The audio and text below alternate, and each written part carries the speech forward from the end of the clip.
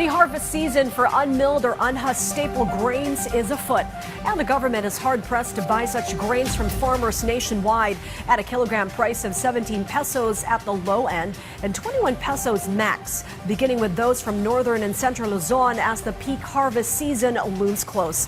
Our Gab Humilde Villegas tells us more. The Department of Agriculture or DA wants to maintain the farm gate price of local palay so that the price per kilo of local rice in the country can also be maintained. Agriculture Assistant Secretary Arnel de Mesa said that Agriculture Secretary Francisco Chu Laurel Jr. has also consulted with rice millers and importers, where it was agreed that the government will make effort to buy the palay harvests of farmers at a price of 17 pesos per kilo for wet palay and 21 pesos per kilo for dry palay. Some areas in the country have already started to harvest palay, and the peak harvest season is expected to be in March or April. The government will start buying rice from farmers in some regions in northern and central Luzon. Imported regular milled rice is currently priced at 42 pesos per kilo, while regular milled local rice is priced at 40 pesos per kilo. Imported well-milled rice is currently priced at 44 pesos per kilo, while local well-milled rice is currently priced at 45 pesos per kilo. The DA also expects the farm gate price to remain the same until the harvest season is over in April. Ang maganda rito, part ng consultation, nag-commit din yung mga millers na they will buy doon sa ganung presyo.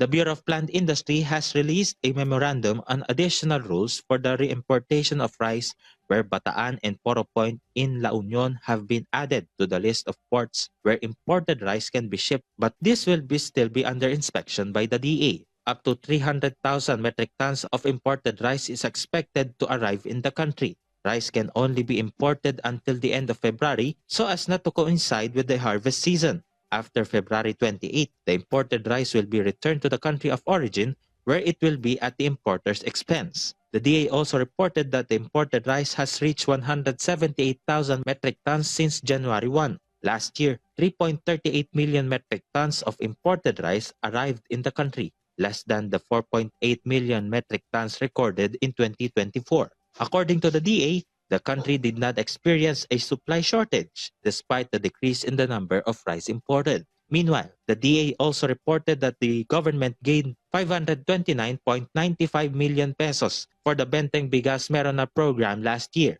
It is estimated that they sell 24,077.31 metric tons of rice to 2.41 million beneficiaries nationwide.